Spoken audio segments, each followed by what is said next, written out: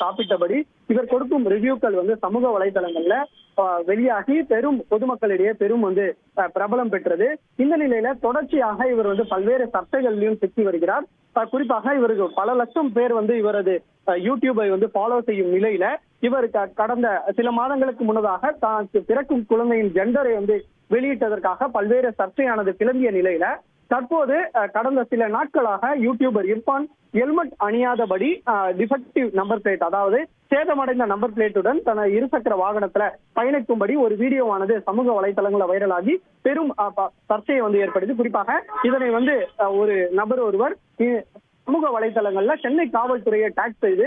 இவர் மீது அபராதம் ஏதேனும் விதிக்கவில்லையா என்பது தொடர்பான கேள்வியை முன்வைத்தார். இந்த நிலையில தற்போது இர்ஃபான் ஹெல்மெட் அணியாமலும் மற்றும் சேதமடைந்த நம்பர் பிளேட்டுடன் பயணித்ததாக கூறி அவருக்கு 1500 ரூபாய் அபராதமானது சென்னை போக்குவரத்து காவல்துறை தரப்புல